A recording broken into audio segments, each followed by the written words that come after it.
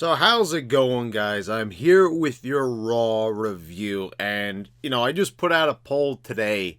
People are probably asking, why am I doing a Raw review? Because so far there's like about 26 votes. Okay, that's not really like a fair amount to really go by, because a lot more people watch the reviews than that. So I'll have to wait to kind of see. But so far, a lot of people are saying SmackDown so far. On that poll. So if you haven't participated in that poll, let me know. Because I'm trying to do this so I could get more variety on this channel. I'm thinking about, I'll review the pay-per-views always.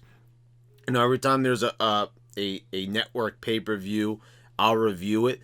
But I kind of want to do one show a week, I think. You're guaranteed to get, if SmackDown ends up winning the poll, you're almost guaranteed to get the Raw Legends thing, because I want to see that. I want to see how that turns out, the Legends night. I'm not getting my hopes up at all, as I never do, but you will definitely get a review of that show. Legends night is almost a sure review here on this channel. But you'll get a SmackDown review this week as well. That will come out on Saturday, like how it mostly always does. So, but we'll do a Raw review. And why I decided to do a Raw review? Because I want to talk about John Gruber, which is Luke Harper, Brodie Lee for AEW fans, but always Luke Harper to me. And this was unexpected. People are saying that, it was COVID, and it wasn't. They already confirmed that it wasn't. And I don't think it's that AEW is hiding it. No, guys, it's still possible to just get sick and die from other things. So let's not get into all that. But he died from a lung complication. So that's why people are kind of suspicious. But, that I'll believe. Because I'm saying there are still other ways to die in 2020, okay? So anyway, Gruber, I mean, this was a talented guy. I had said it in my reviews time and time again. This guy had a look, the Wyatt family. This was always something that I had always praised. Of course, what I asked, like, was he underappreciated? I hate to make AEW fans happy. I'm sorry. That's just a thing here on this channel, because the AEW fans are just so unbearable. But I have to say, did WWE misuse this guy? Yes, but there's countless others. But yeah, something like the Wyatt family, there was no excuse why this couldn't have been handled better. But I think pretty much anyone that you ask would probably say the same thing. So anyway, but we don't want to get into that right now. I mean, this guy was only 41 years old. It's extremely sad. There's, been a lot of other people who died this year, but they were older. You know what I'm saying? Rocky Johnson, Pat Patterson, these were older guys.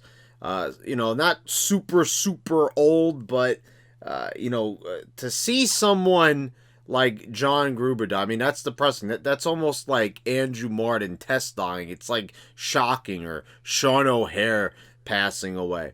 I mean, these were some young guys, some young promising guys. And I didn't watch any of the Brodie Lee stuff in AEW because I was really turned off to it.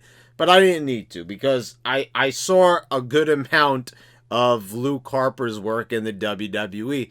And it was good. I mean, who could forget this guy? I mean, you take one look at Luke Harper and you'll basically never forget him. So it's really sad that he passed on. On this show, there was little hints dropped about Luke Harper. AEW fans were very quick to point this out. And I have to say, like, people were saying, should he have gotten a 10-bell salute? Should he have gotten a video package? Absolutely.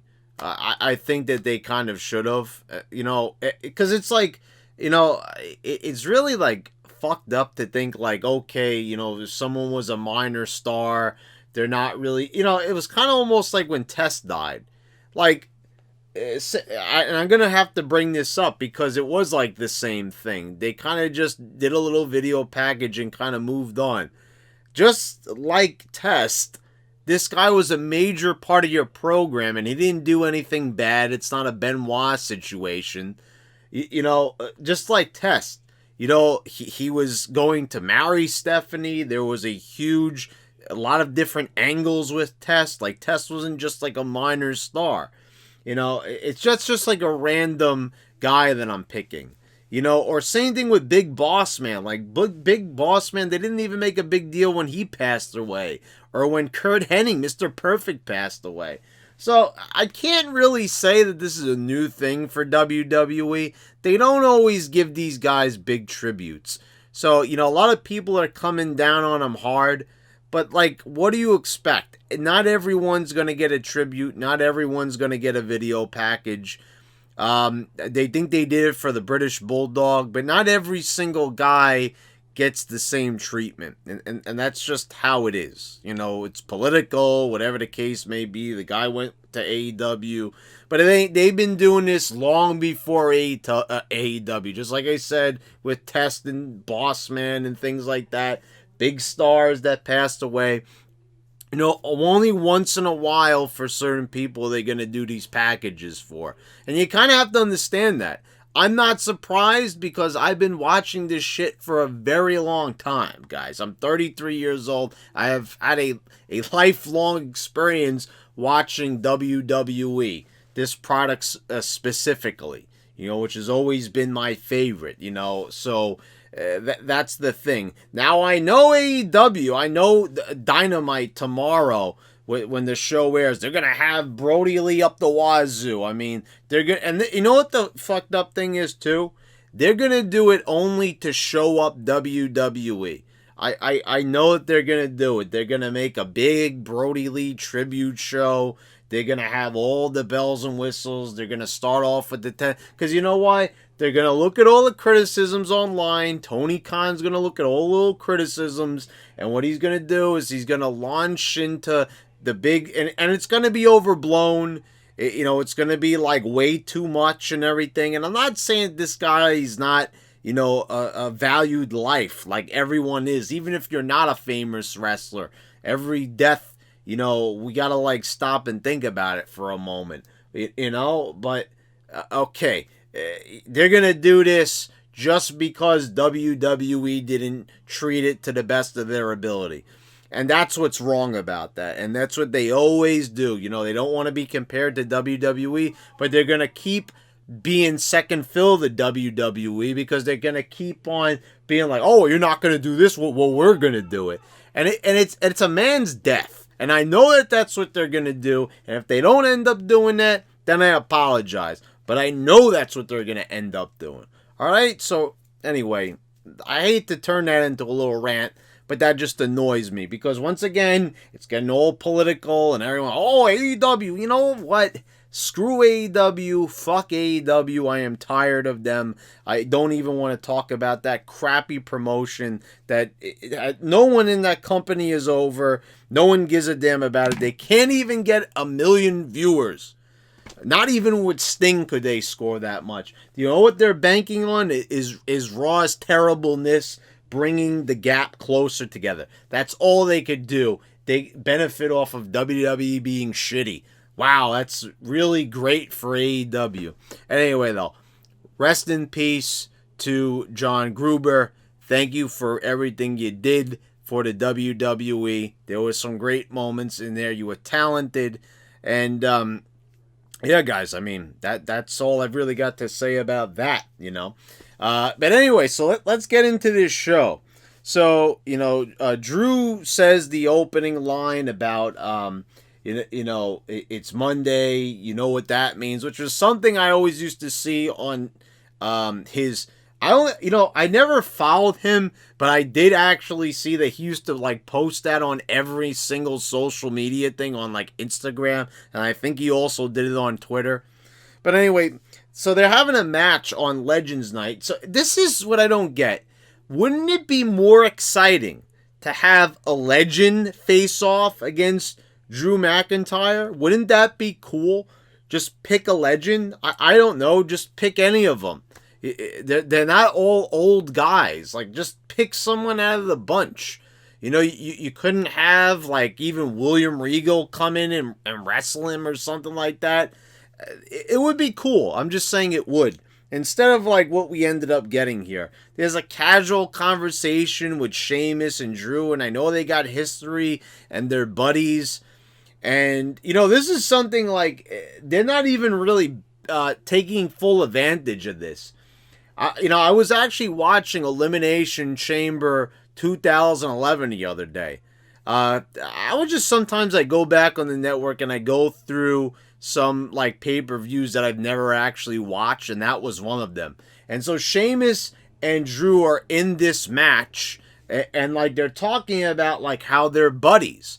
And they've never played off of this all this time, and they were smiling at each other and working together during that match briefly, but it was there, so that was kind of coincidental.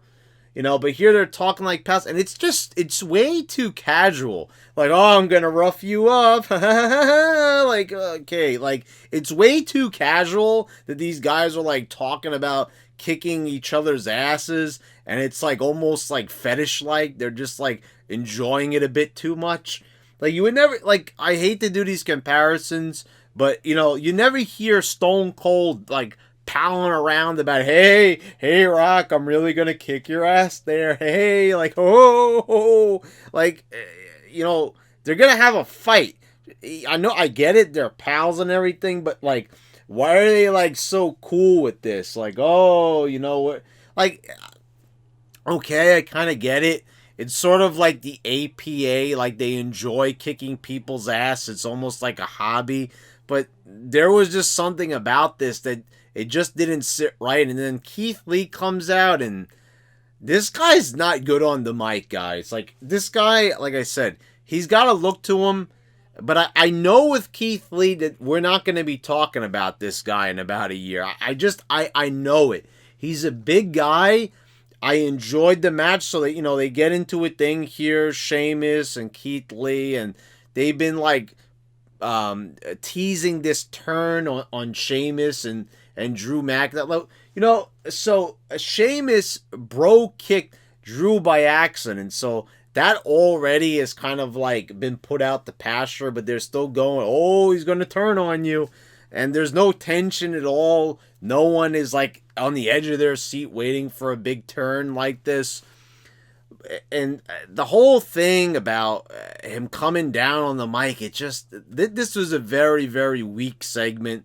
Everyone was just being too playful here, where these are, like, tough guys. Like, don't get me wrong. Like, these guys, I like all these guys. I like Drew McIntyre and Sheamus a lot. You know that. I've talked about them extensively. I don't say anything bad about these guys. The only thing I say bad about is how they're written into the show. And this was just too goofballish for all these big dudes in fantastic shape to and the match between Keith Lee and Sheamus was good.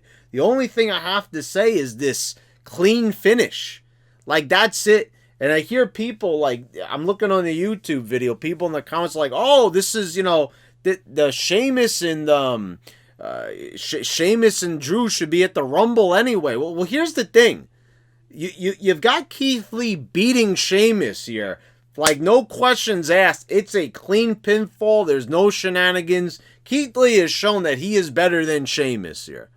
So obviously Keith Lee is not going to win here. Also, what is all this with on the dirt sheet said? Oh, Keith Lee's push is being killed. And he's getting a title match on Legends Night, which is like a special edition of Raw. Do you guys consider that to be a demotion? Like Meltzer Magoo and all the other goofballs are saying on the dirt sheets. Wow, that's some demotion right there. I've never seen a demotion where you get a high-profile world title main event match on a big, promoted episode of Raw. Wow. Doesn't seem like too much of a demotion to me. Does it seem like perhaps, maybe, they might have just, said that he needs to work on a few things? Not that they're going to completely demote him. He's been there on Raw, like, every night. And I don't get, like, this whole thing. Like, Keith Lee also, they had The Miz and Morrison beat him in a random handicap match, like out of nowhere. I know that they've had little like 6-man tags and stuff somewhere along the way, but like they've been beating these guys senseless, all weird. Like I don't like how are they booking this? So you're gonna have Keith Lee beat Sheamus here, then Drew's gonna beat Keith Lee, and then leftover Sheamus. Oh, well, I'm still here, guys, but yeah, you got beat by Keith Lee. You didn't get beat by the world champion, but you got beat by Keith Lee, who got beat by Drew. So then people are going to go into this match, if they do have the match at the Royal Rumble or wherever they're planning to have it down the line, and you're gonna say, well, okay, well, you got beat by Keith Lee, and Keith Lee couldn't even beat Drew. So how can we expect? How can we believe in this storyline that Sheamus has any chance of beating Drew? You see what I'm saying there? He looks over like leftover table scraps. Why not have some Miz and Morrison like interference or something to just kind of like show like, oh, well, okay, well, that's the reason why Sheamus lost there. You know, they have all this interference when it doesn't matter, but when it does matter, because here I am, I'm like left looking at it like they just made Sheamus, you know, make him look weak. He got beat. So he doesn't look like a contender anymore. It was a good match, don't get me wrong. I liked everything that they did in here. It finally looked like a wrestling match. Not a bunch of goofballs flying all over the place and, you know, Kevin Owens kicking out of 1,000 things. You know, we didn't have that. It felt like a normal wrestling match. What a concept. A normal wrestling match that doesn't have 1,000 kickouts. Is that like a rarity? I guess it is. So, speaking of The Miz, we've got Grand Metalik defeating him. Yeah, that's right. Now, the announcer is saying he's off his game and all that. Well, you know, could we come up with a better way than not have him get beat by Grand Metalik? And here's the other thing. They've been beating Miz's ass for years. This ain't like something all of a sudden, you know, that comes out of nowhere, right? And, you know, and they just have him get beat by this random Lucha House Party guy. So you're left sitting here like he just got beat by a luchador. Whether he's off his game or not, it doesn't matter. This guy got beat clean by a goofball in a mask. Like, this is how they treated Miz. Like, I don't think people realize it. Like, once again, I gotta talk about watching the pay-per-view from 2011 Elimination Chamber. The Miz, in my opinion, and I know a lot of people that, you know, subscribe to this channel, really, some of my favorite subscribers on here, like Jim Jefferson and Sergio Flores, they absolutely despise The Miz. They've, like, never liked him, but I always have. I didn't like him when he first got in there. I don't think anyone did, but The Miz, like, when he got to ECW, I always started liking this guy. And the thing is, with him being the champion, I actually accepted it like right away. I thought that he was a good champion. I thought he was cutting good promos. Did they handle everything the right way with him? No, but they did have some good presentation. Him with Alex Riley, Michael Cole cheering him on commentary. I think they need to like go back and watch from 9 years ago, which is now about to be 10 years ago. They have to go back and see what they did right with The Miz and apply it here, because they're doing everything wrong with the guy. How many years, like I said, this guy, all he's been doing, winning intercontinental titles endlessly, having countless matches with Dolph Ziggler. Thank God we're past that. You know, that's all that this guy would do is like wrestle the same people, win the same title countlessly. And that's what I was saying. It was like a complete joke when he was out there making fun of Sheamus for winning a belt 5 years ago that he won 10 years ago. I mean, it made no sense whatsoever. So to see The Miz now losing to Grand Metalik in this match, it was disgraceful. It was a joke. And I get it, it's supposed to be funny, it's supposed to play off of his mood, but the image there, this psychology here where he's losing to an absolute jobber that ain't worth a damn on the roster. A guy the caliber of The Miz. A guy with his own reality show. Can you put that into perspective and just see how fucked up it looks? Because it does look pretty bad. We've got they've got them in the back, and I like this shot that they have where they've got the Miz later on in the show with John Morrison, and they're sitting like on the steps, like right in the corridor where you would usually walk up to your seats, and they're sitting there, and you have Scrap Iron Adam Pearce comes out of nowhere. Because he's been off TV like for 2 weeks, but he's back to being the Authority. Figured they remembered that this guy was some sort of, he's not the GM, he's not the commissioner, he's not really anyone, but he's there. He's the guy who's just there, I guess. So whatever you want to consider old Scrap Iron, he's there, and well, he reawards the Miz the Money in the Bank briefcase. And because they said that Morrison cashed it in, not him, which was something that they had like been alluding to for a while now. Miz was campaigning on it for a while, so they gave it back to him, which is okay. You know, I guess that's all right that they did that. I guess it sort of kind of makes sense in somewhat of a weird way. I like the little celebration they did on the steps. I thought that was kind of humorous. But can this actually now go somewhere? Can they actually, I don't know, maybe have him win the title eventually? I mean, for God's sakes. Like, you know, enough already. Like, this guy, I feel, has suffered enough where he really does deserve the title. I mean, he's been giving and giving and giving and giving, and he's not getting anywhere. Just give him the fucking title already. I mean, honestly. This guy has, like I said, he's got his own reality show. He's a veteran. Having him be featured prominently always on the show and not go anywhere, I mean, it's going to be worthless because, yeah, they'll give him the title and they'll book him like a goofball anyway. He can't win. But, I mean, you know, he deserves it. You're going to give him the briefcase, so you might as well follow through with it, and you're giving it back to him. Please do not tell me that they're going to give him the briefcase just for him to lose it again. But this was really good. I would like to see more of this, like this backstage perspective. You normally don't see this camera angle. And that's something good. We should be getting more of these camera angles. You should have something more interesting instead of looking at goofballs being streamed in these hideous looking people. I'm sorry to say, but I've been saying it for a while now since I've been reviewing these Thunderdome shows. You gotta get this image out of our heads. First of all, there shouldn't even be any fans there. Take them away. Take these screens away. They are disturbing looking images. I mean, honestly, like they're just, these people just, like all of them all pressed up against their webcam or phone.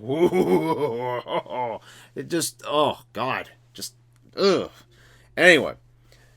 Be that as it may, we need to get more of these unique camera angles, show us different parts of the arena, have the wrestlers cut promos. I mean, like, come on, stop having them cut it in front of that screen in the back. I've been saying it for a while now. This is the perfect time to start. You know, now the arena's not all crowded and you don't have fans every which way. It's nice now. You can get some great looking shots that would really make things look fresh. Just little touches here and there. You've got Jackson Riker backstage with Elias. And this is another thing what I've got to say. Like, look at Riker. Look at this guy, Gunner. You saw him in TNA. The guy is a star. You could see him. Why? I do not get it. I understand that they may or may have not punished this. I don't know what they're doing. First of all, they said this guy was going to get released.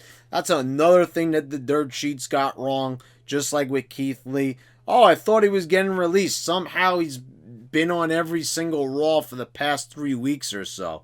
Not featured very prominently, but I don't get how this guy is not a single star. How is this guy not a monster heel looking the way that he does? I feel like I say this about almost every star. How are they not? How are they not? Like it gets tiresome already. This is why I'm saying, like, really, we need to just review one show a week now because that's enough. It's enough of me repeating myself. We only need to do that for one show. We don't need to do it for 2 shows and then do a pay-per-view and then have me say the same thing. How are they doing this? How with this guy? Like, honestly, really, like, how is Jackson Riker just being a lackey of Elias's? I mean, I do not get it. Anyway, AJ comes in. They're going to have a match for some reason. Anyway, Shayna Baszler backstage with... oh, wait, no, that didn't happen yet. You got Shayna defeating Dana Brooke. I'm going to get... There was a promo, but let's do it in order. Shayna defeats Dana Brooke. This is all fine and well. She gets the whatever, the Coquina clutch, whatever her version, the Caracuda clutch, whatever the hell it's called. Then she puts it on Mandy Rose, and okay, let's move on. Like, it's obvious they're not going to do anything with Dana Brooke. This was like Beauty and the Beast as far as I'm concerned. You got this beautiful girl, Dana Brooke, and you got her in there with this hideous-looking, freakish mess. I'm sorry to say, just I do not understand. Like, they're going out of her way to make her just look horrible with that eyeshadow, and that mouth guard is just, oh. Anyway, we've got Alexa Bliss with the swing set in the ring, and this is going nowhere, guys. So we're gonna get to this in a second. This is just absolutely just going nowhere. I thought, like, a lot of people were talking shit about the segment at TLC. I thought it was something good. I thought it was something fresh. I thought it was something shocking. I thought it was something well done.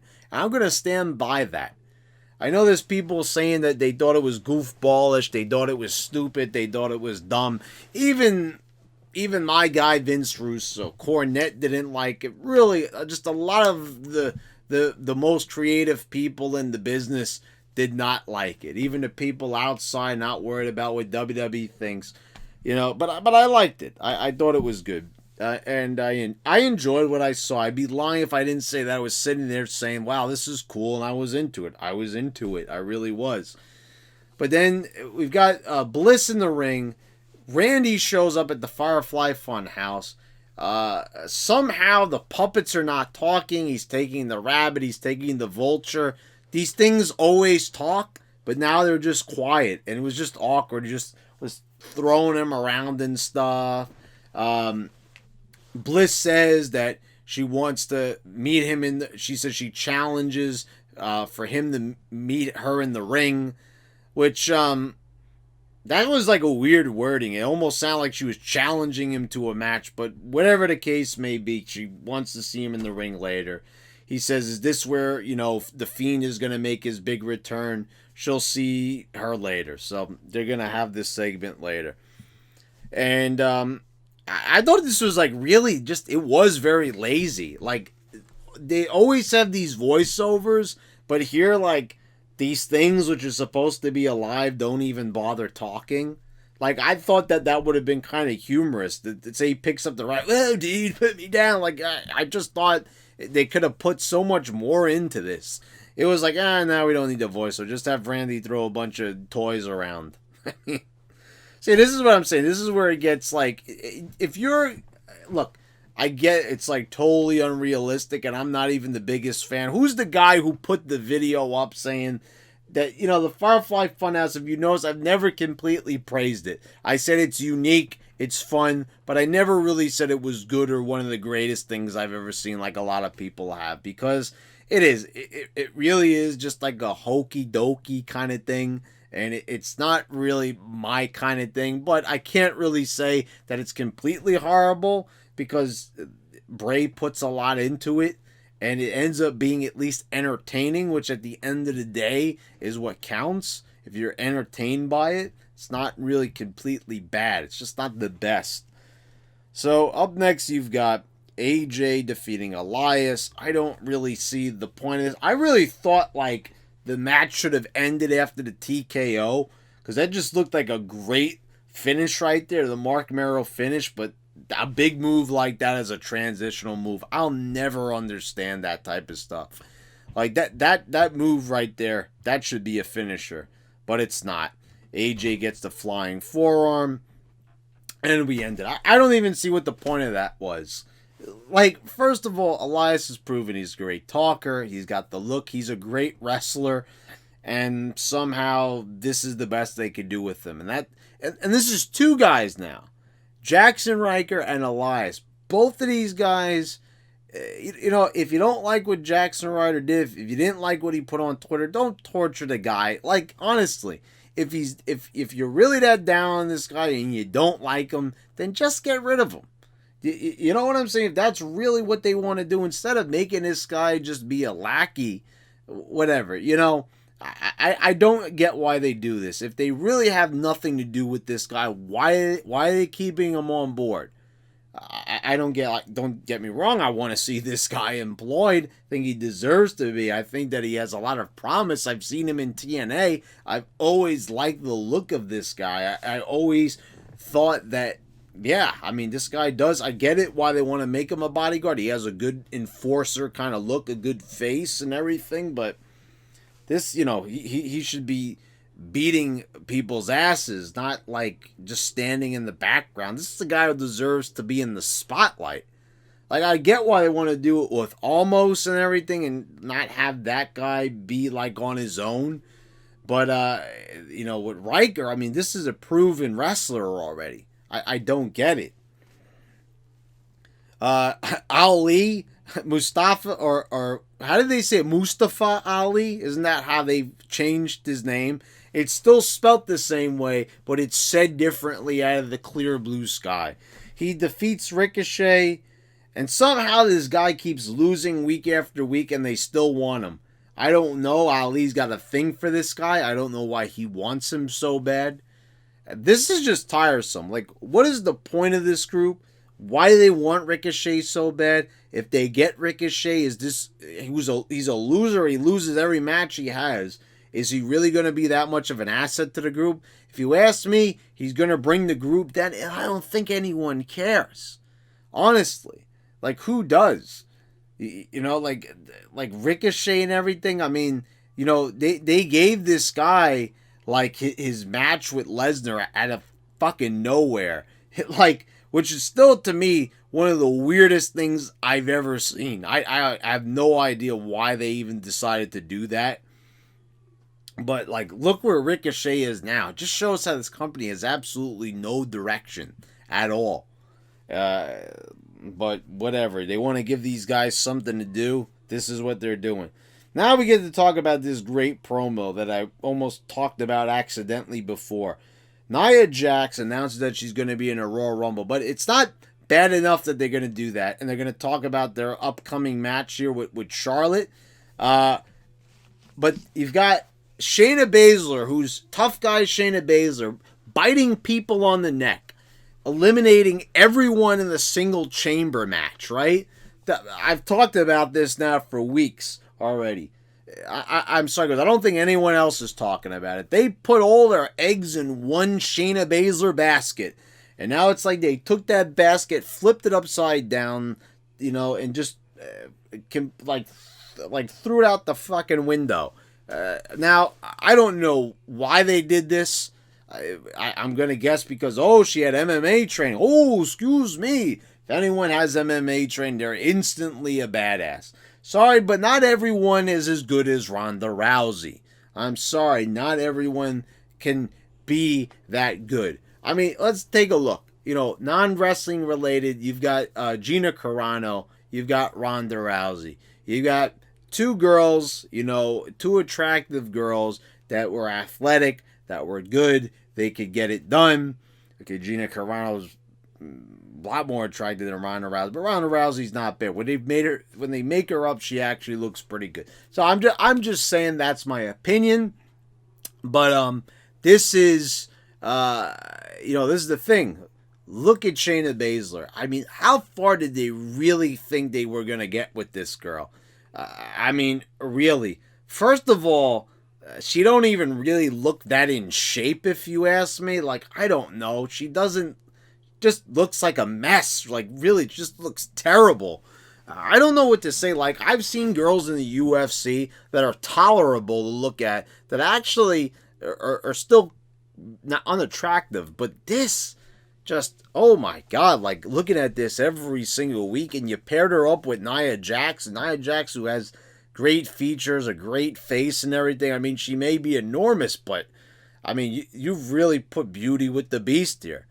And this promo here, every single time she said something, she does a 1, 2, like making points, and she goes, oh, 3, and that's the announcement.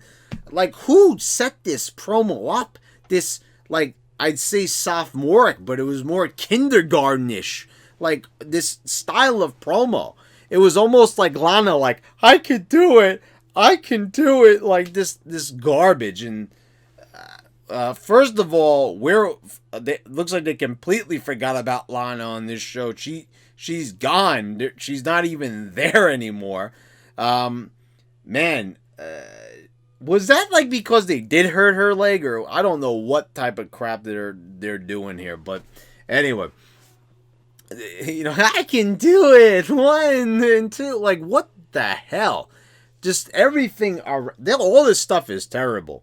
That they do. Every single thing on the mic involving anything with any of these girls is just absolutely, just completely horrible.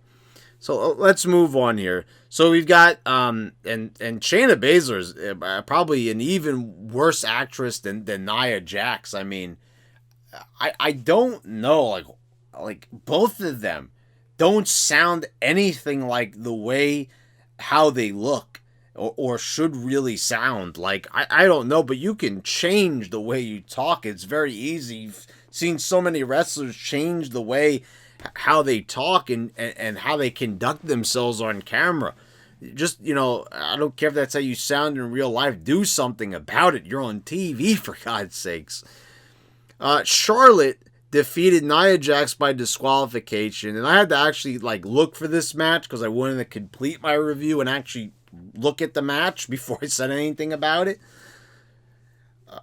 This match right here, like, okay, it was a decent match. They completely took it off of YouTube because of a nip slip, apparently, and I did see it. They quickly cut away. It was when she power bombed her. She did the sit out power bomb. She had her breast fall out of her top, and they cut away from it. And like, okay. I don't know why they cut the whole match off because of that. I don't really get it. Couldn't they have, like, cut away to a different camera? I don't get it. Anyway, so you had Shayna Baszler run in. Jax gets disqualified. Whatever. Okay, we'll move on to... I always forget his name. Garza. Yeah. I always want to say Hector Garza. But anyway, you've got... Garza backstage with Charlie, and he's got a rose, and like apparently they did something a few weeks ago or something with him, like flirting with her. Anyway, R-Truth and the 24/7 goofballs run by, they trample on the rose. He hands the rose that's all falling apart to Charlie. Okay, like, all right, like, so am I supposed to be intrigued by this relationship with the announcer backstage? Which, you know, like, there's nothing to this. Like, okay, like, he gave her a rose. Okay. All right, it's like, do you want to go into this more? Like anything? Does Charlie want to say anything? She just looks at the rose like, huh? All right, so we move on. The Hurt Business defeats Jeff Hardy, Matt Riddle, and the New Day, and I am so sick to tired. I'm so sick to death of 6-man tags, 8-man tags. Like, enough already with these things. Everyone coming in, like I talked about this. These things used to be special when they did them back in the day. Remember when they had a big 10-man tag with the Radicals and DX and The Rock and everybody, and it was really exciting, and there was a lot going on. They didn't really do those multi-man matches, and they did one, and it was like at the beginning of the year, in the year 2000. It was really exciting. It was considered like to be one of the best Raw matches. Like now you get them like every week. It's enough already. We get the point. You want to get everyone all into one match, but sometimes it just gets tiresome. All right.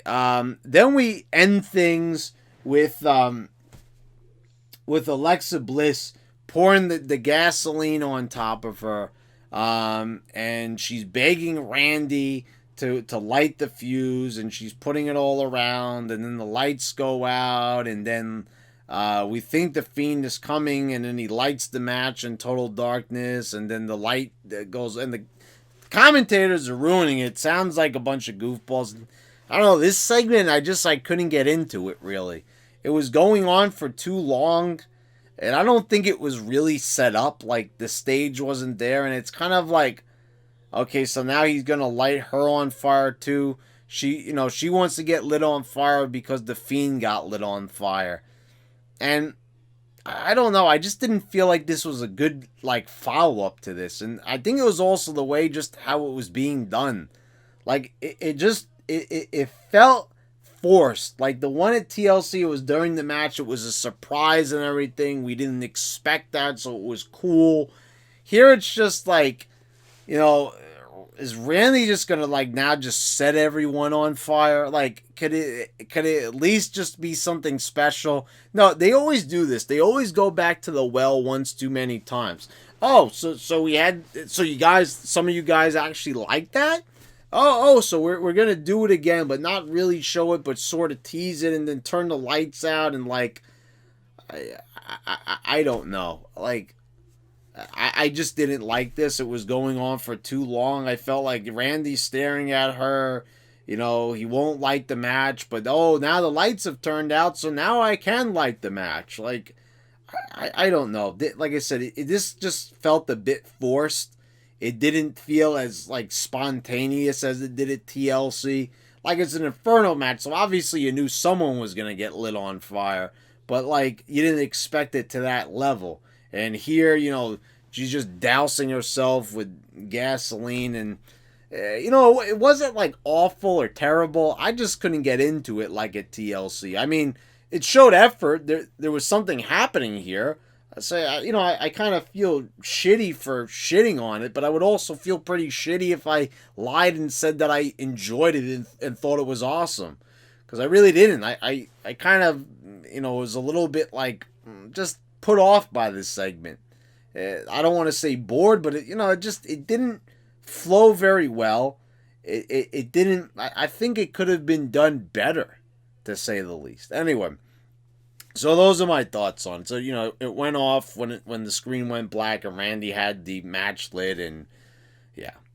I mean, there's no point in like doing this this suspense when we've already seen him light the Fiend on fire. So now we're going to be in suspense if he lit Alexa on fire, which was like the same thing, but we already saw it at TLC. I don't. Anyway, guys. So, yeah, like I said, we'll do, like, one more review. We'll do the Legend show.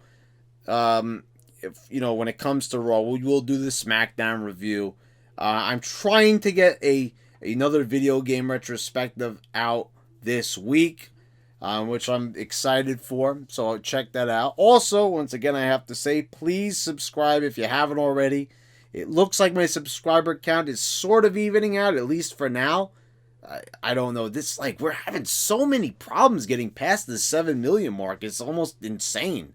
Like, it's like, I think I get 7 million. I mean, I see 7 million, 7,000. We're not that far up.